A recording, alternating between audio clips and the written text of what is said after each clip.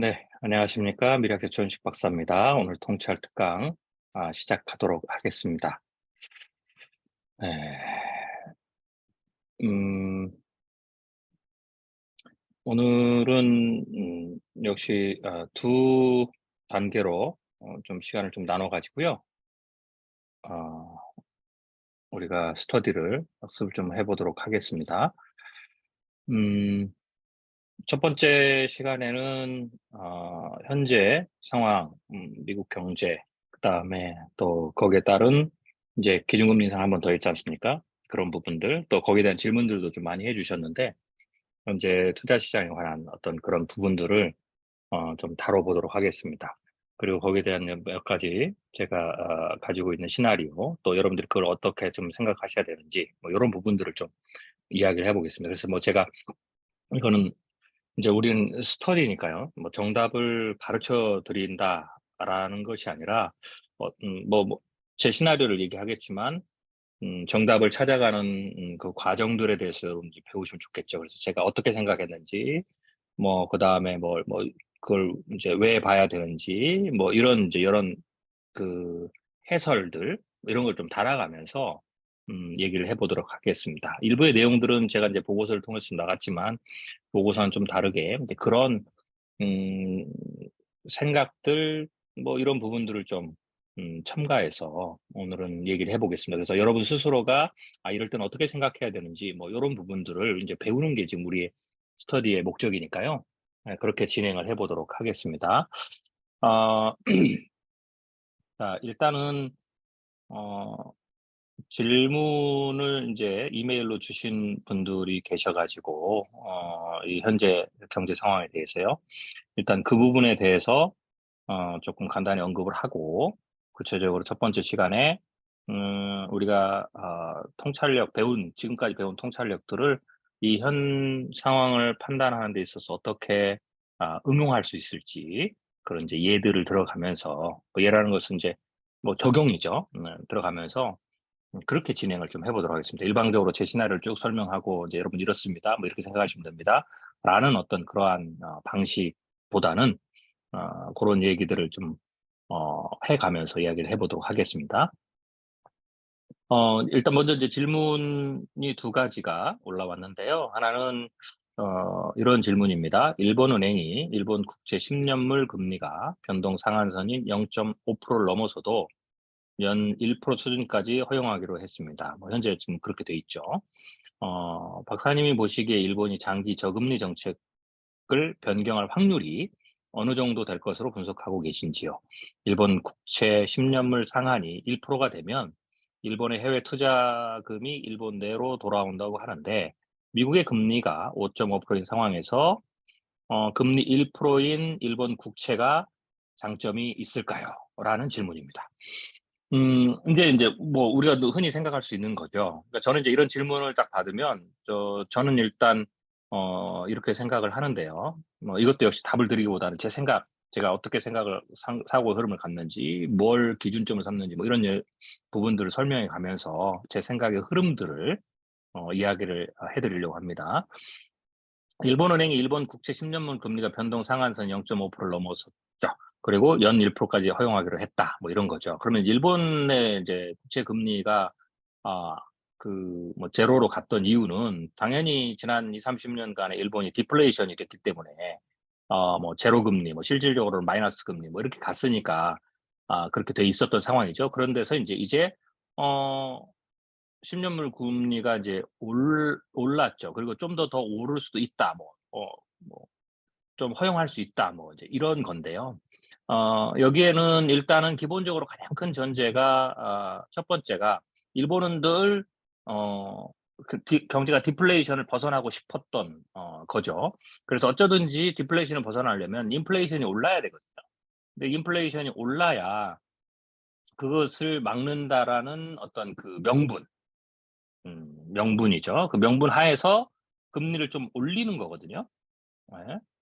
어 이제 뭐 그래야 거기에 따라서 또 국채 금리도 오르고 인제 이렇게 될 것 아니겠습니까?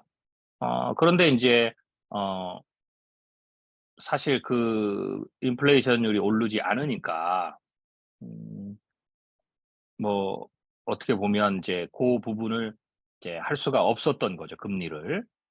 금리 조정을. 그런데 인제 어떤 상황이 펼쳐졌냐면 미국이 인플레이션이 인제 미국뿐만 아니라 미국도 뭐 40년 만에 최고로 높아졌죠. 그리고 전 세계가 코로나19를 지나면서 인플레이션이 막 높아진 거예요. 예. 그러다 보니까 어 뭐 일본의 물가도 보면 예 물가 상승률이 어떻게 됐나요? 인제 그 일본의 물가도 살살살 움직이기 시작했죠. 자, 우리가 자료를 좀 볼까요? 자,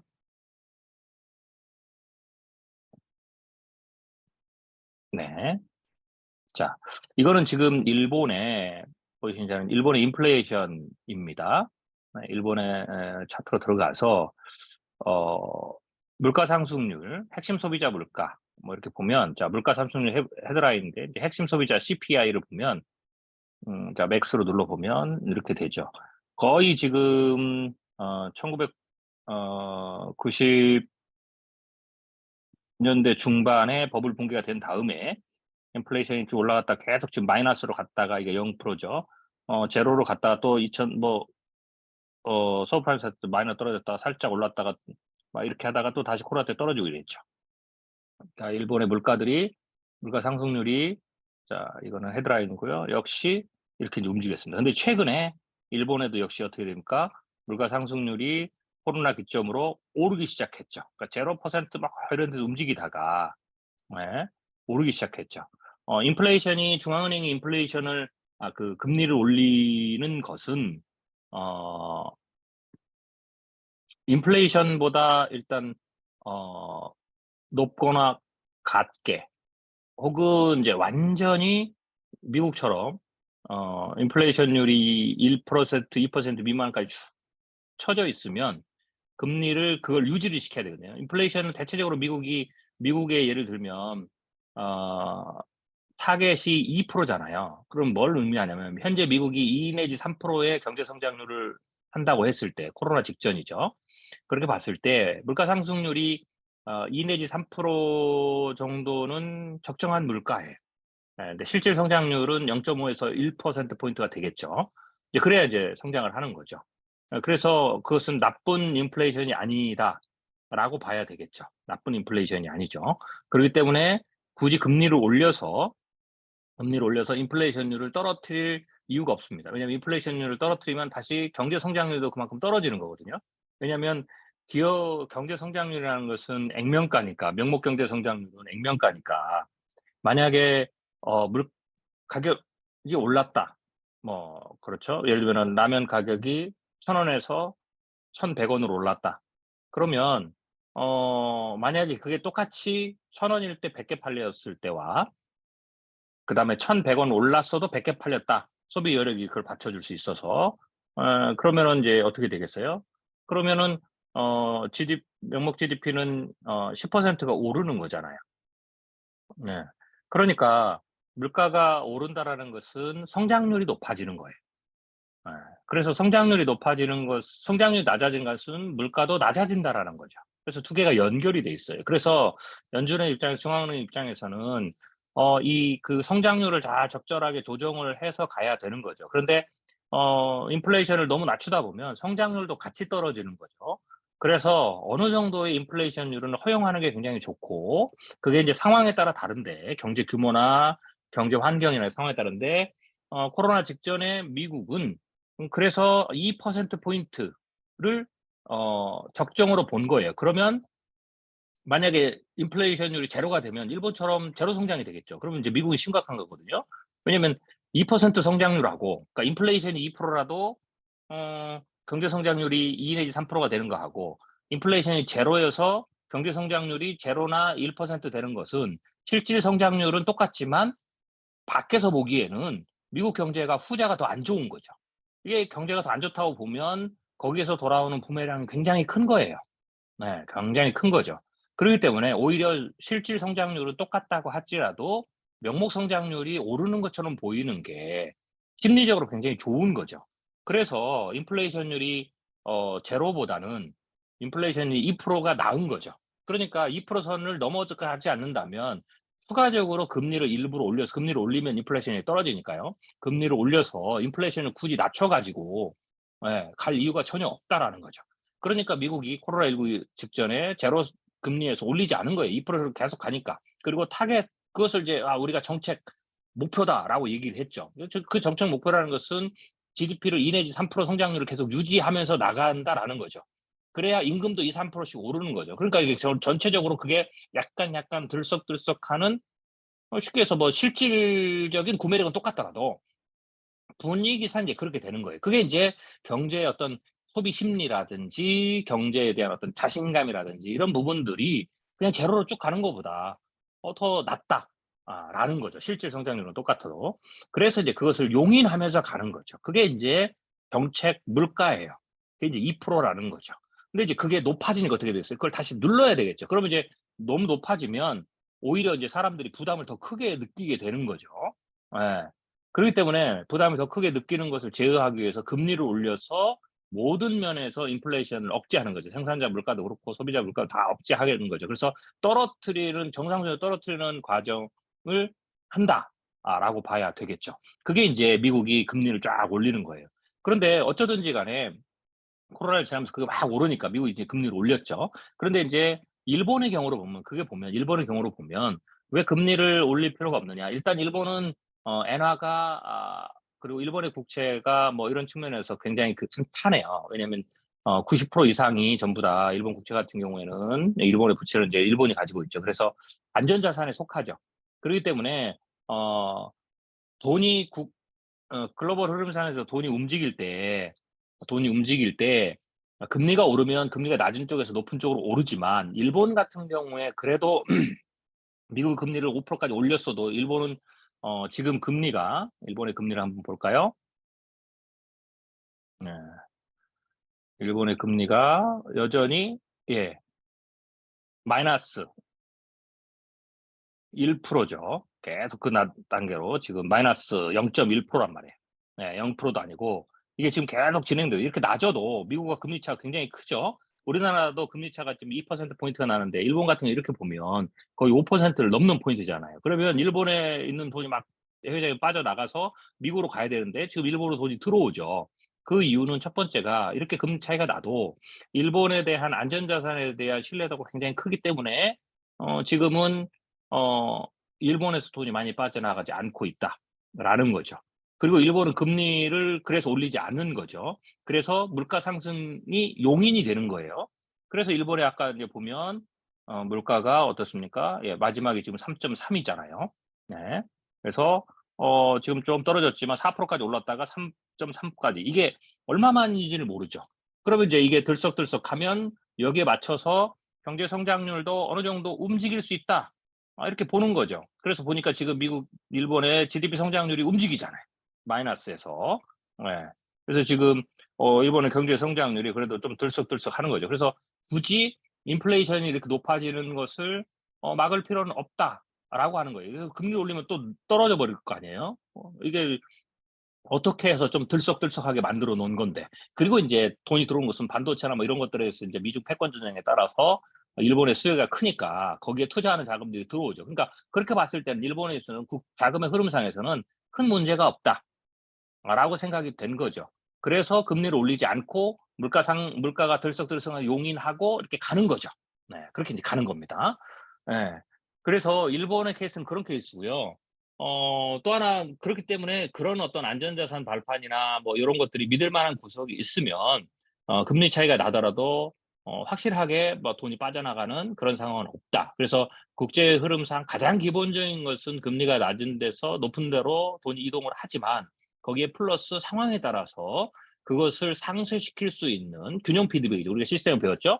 균형 피드백이 그 국가의 어떤 그 안전성, 자산의 안전성, 국채의 안전성, 뭐 국가 경제에 대한 어떤 믿음, 혹은 뭐 새로운 어떤 그런 기회적 요소 뭐 이런 게 나타나면 금리의 차에서 돈이 움직이는 것을 상쇄할 수 있다. 라는 거죠. 뭐 미국으로 돈이 들어간다, 금리를 올려서 미국으로 돈이 들어간다고 해서 모든 전 세계에 있는 돈이 전부 다 미국만으로 가는 건 아니거든요. 다 거기다 넣을 수도 없는 거고. 네. 그래서 그런 측면에 있다. 그러니까 이번에 우리나라도 2% 포인트가 나지만 우리나라는 뭐 우리나라가 수출이 안 좋고 뭐 이렇게 하지만 그래도 왜 자본 유출이 적냐면 워낙 다른 나라 더 안 좋으니까. 네. 그리고 금리를 일본이나 중국 같은 나라들이 올리지 않고도 격차가 크면서도 어떻게 되겠어요? 격차가 훨씬 더 크잖아요. 예. 그런 상황이 상대적으로 있기 때문에 이런 부분이 템퍼러리하게 임시적으로 영향을 줘서 우리나라 금리 차가 나더라도 버틸 수 있는 자금이 급격하게 미국으로 넘어가는 탈출하는 것을 막는 그런 상황이죠. 그러니까 굉장히 어떻게 보면 이례적인 상황이에요. 그래서 이게 이 정도 2% 포인트 차이가 나면 우리나라 같은 경우는 또 자금 확 빠져야 되는데 왜 안 빠질까에 대한 그런 생각에 의문이 들 수 있죠.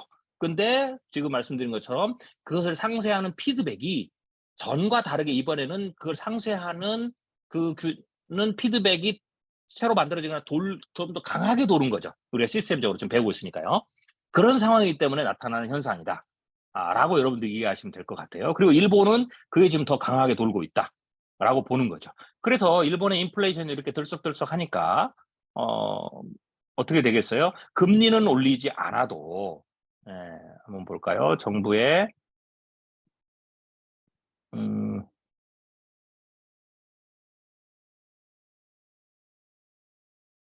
한번 보겠습니다. 우리가 이제 자 여러분들의 이 제가 인제 요 사이트를 가장 좀 많이 보는데요. 여러분들도 인제 배우시면 어쩌든지 뭐 늘 저한테만 의지할 수 없으니까 이런 차트들을 봐 가시면서 예 공부를 같이 하셔야 돼요. 예. 그래서 이거 이제 일본의 여기 들어가면 이제 tradingeconomics.com이잖아요. 그러면은 좀 설명을 드리면 그 자꾸 이제 보셔야 됩니다. 예. 제가 좀 설명을 드리면 트레이딩 이코노믹스에 딱 들어가시면 여기 보시면 나라가 있어요. 여기 나라에서 들어가서 여기 일본, 여기 인제 대표적인 이쪽에 별표 안 되는 대표적인 나라들이고요. 여기에 이제 미국, 미주, 유럽, 아프리카, 아시아 뭐 이렇게 또 나와 있습니다. 여기에도 일본이 여기에도 있고요.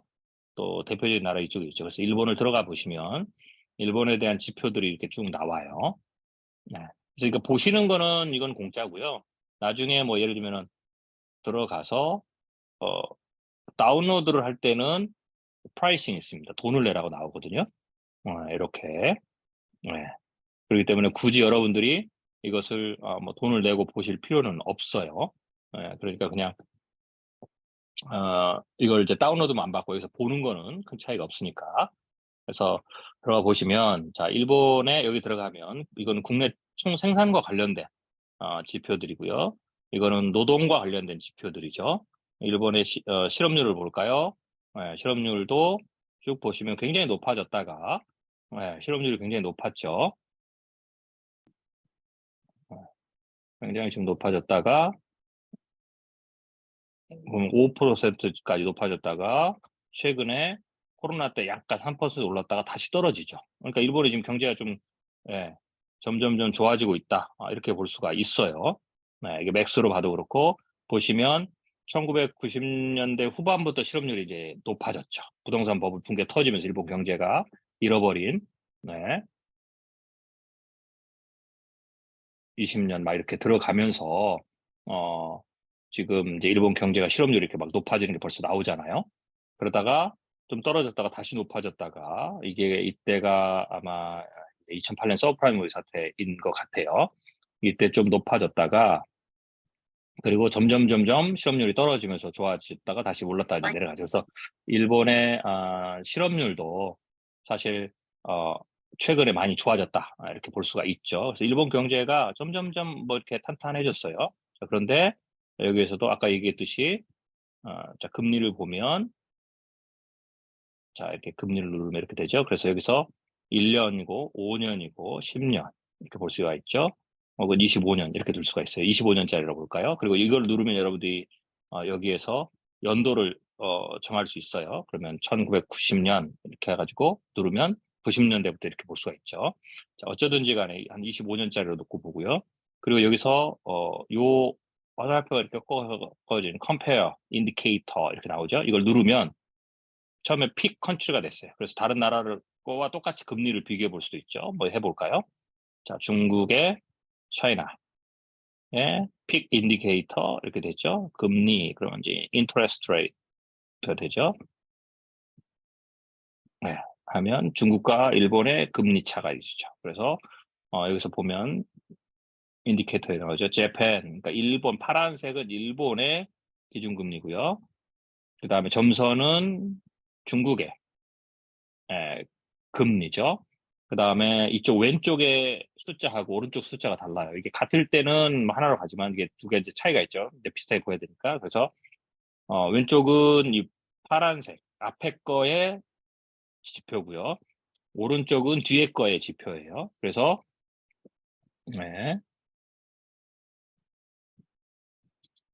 보시면 중국은 지금 2020년 코로나 들어오면서 계속 기준금리를 내렸죠. 일본은 지금 아까 마이너스 0.1를 계속 유지 중이죠. 이런 나라들이 미국과의 금리차가 훨씬 남에도 불구하고 오히려 중국가 더 내리니까 한국의 지금 2%포인트 차가 사실 돈을 가진 투자자 입장에서 중국도 넣고 한국도 넣고 일본도 넣고 미국도 해야 되는 입장에서 보면 한국이 상대적으로 그래도 괜찮은 그런 어떤 모양새가 난 거예요. 그래서 2%포인트 차가 나도 과거와는 전혀 다르게, 왜냐하면 금리를 올리면 보통은 한국이 최소한 1%, 2%를 높아야 자금 유출이 막아지는 거거든요. 왜냐면 이제 거기에 대한 이제 메리트가 있으니까. 그렇지만 이번은 2% 차가 나도 적어도 자본 이탈이 극심하게 나지 않는 이유가 바로 이제 이런 이유들이에요. 상대적이죠. 언제든지. 그런 부분들이 있다. 여러분들이 생각하시면 될 것 같아요. 그래서 자, 이걸 이제 이렇게 비교해서 보실 수가 있어요. 그래서 그걸 좀 보시고요. 한번 다시 일본으로 돌아와서 우리가 지금 일본으로 다시 들어가 보죠. 네, 일본에서 네, 지금 금리하고 경제 성장률을 먼저 비교해 보죠. GDP Annual Growth Rate. 자, 그래서 보시면 네, 지난 25년간의 파란색이 금리, 점선이 일본의 경제 성장률이죠. 네. 그래서 지금 일본이 거의 경제 성장률이 막 0% 코로나19 직전까지 이렇게 가잖아요. 그러니까 이제 마이너스로 더 내렸죠. 네. 금리를 더 내렸는데도 경제 성장률이 떨어지니까. 요새 이제 이게 올라왔다라는 거죠. 일본은 굉장히 반가운 거죠. 경제 성장률이 드디어 조금 움직인다. 이렇게 이제 볼 수가 있죠. 거기에서 금리는 안 올리니까, 안 올린 상태에서 10년물짜리 국채 금리를 보니까 어떻게 되겠어요? 쭉 같이 금리가 떨어지면서 내려가다가 오르내려가다가 요새 금리는 올리지 않고 인플레이션은 올라가고 막 들썩하니까 금리 올리지 않아도 국채 금리는 시장 금리, 기준 금리도 반영하지만 시장의 어떤 분위기도 반영하잖아요. 국채 금리가 들썩들썩하고 움직이는 거죠. 그리고 이제 일본 정부가 0.5까지 올라가는 걸 용인을 했어요. 올라가는 거죠. 10년물짜리는 장기채잖아요. 그러면 이제 장기적으로 일본이 금리가 높아진다라는 것은 이게 해석도 상대적이에요. 해석도 상대적인데 만약에 일본의 막 지금의 기준 국채 금리가 평상시에 막 예를 들면은 한 5%대였다. 그런데 최근에 갑자기 금리가 더 뛰어가지고 뭐 10%대로 2배로 뛰었다. 이거는 안 좋은 시그널이죠. 왜냐하면 어, 국채는 금리라는 것은 장기적으로 10년이면 10년 후의 경제를 예측해서 보는 건데 10년 후의 국채가 지금보다 금리가 더 높다라고 얘기하면 더 높아졌다 그러면은 10년 후가 좀 불안하다는 거잖아요. 그러니까 불안한 거니까 그 불안을 해지하기 위해서 금리를 더 높은 금리를 받아야 되겠다. 더 높은 이자를 받아야 되겠다라고 하는 거잖아요. 그는 은행권 이자가 똑같잖아요. 이제 그렇게 보는 거죠. 네. 그래서 그럴 때는 이게 위험 신호지만 지금처럼 일본이 오랫동안 국채 금리가 거의 제로 금리로 왔다 갔다 하다가 이번에 좀 뛴 거는 다르게 해석이 될 수가 있어요.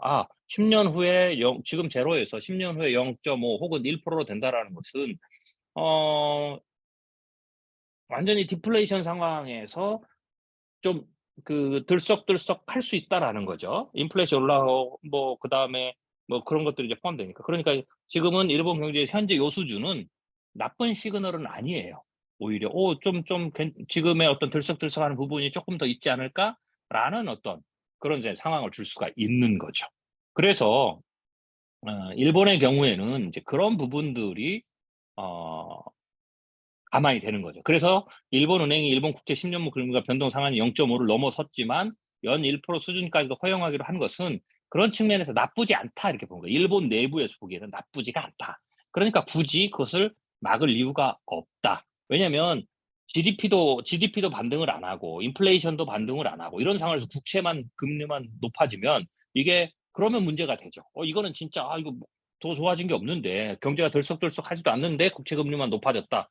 뭐 요렇게 되는 거는 예 요렇게 되는 거는 '좀 문제가 있지 않을까.'라는 생각을 사람들이 할 수가 있는 거죠. 그렇기 때문에 이런 측면에서는 사실 위기 신호지만 지금의 요 상황에서는 그렇게 보지 않기 때문에 '허용을 가능하다. 허용하고 있다.' 뭐 이렇게 생각을 하시면 될 것 같습니다. 자 그렇게 이제 이해를 해야 되고요. 그런 측면에서 박사님 보시기에 일본이 장기 저금리 정책을 변경할 확률이 어느 정도 될 것인가로 분석하고 계실까요? 그럼 이렇게 보면 어떻게 될 것 같아요? 만약에 이런 상황에서 지금 이걸 허용하기로 했다면 그건 뭐 정책을 변경할 확률이 얼마냐 이걸 맞출 수는 없지만 거꾸로 보면 일본 은행 측에서는 뭐 '굳이 내가 이거를 빠르게 빠르게 이걸 내릴 필요는 없지 않을까?' 뭐 요렇게 생각을 할 수 있는 거죠. 네. 이렇게 생각을 할 수 있는 거예요. 네. 그래서 '그런 부분들을 우리가 좀 감안해야 되지 않을까.'라고 생각이 됩니다. 네.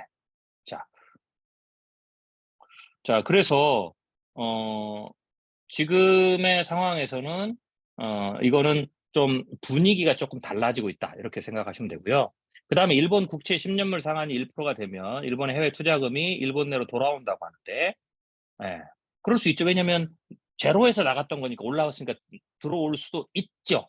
예 지금 앞에 맥락을 쭉 이해하면서 들으셔야 돼요. 들어올 수 있죠. 자 그런데 이게 중요한 거예요. 미국의 금리가 5.5%인 상황에서 첫 번째 금리가 1%인 일본 국채가 장점이 있을까요? 이것은 좀 상대적이에요. 제로였을 때 1%니까 장점이 있죠. 그런데 미국 금리가 5.5% 상승 그걸 비교하면 메리트가 상대적으로 줄어들죠. 그렇지만 제로에서 올라가는 거니까. 제로에서 올라가는 거니까. 예. 지금 시작하고 있는 겁니다. 지금 현재 경제 이 부분을 좀 설명드리고 있는 겁니다. 예. 그래서 제로에서 올라가는 아유 제가 아무튼 제로에서 올라간 거니까 그 상태는 이제 메리트가 있는 거죠. 그렇지만 아까 얘기했듯이 어 미국의 금리와 비교해서는 상대적이다. 근데 인제 이거는 뭘 생각했냐면 미국의 금리 5.5%가 계속 안 간다는 것도 고려하셔야 돼요. 그랬을 때 이거는 좀 가변적이다. 이렇게 정리하면 될 것 같습니다. 그래서 이거는 뭔가를 어떻게 될 것인가 예측하기보다는 지금 이 질문에서는 이 상황들을 이해하고 약간의 그런 어떤 플레이어들의 어떤 목표값이 다르다. 이렇게 생각하시면 될 것 같습니다. 네. 자 첫 번째 질문에 말씀드렸고요. 그다음에 잠깐 안내를 드리겠습니다. 제가 지금 줌을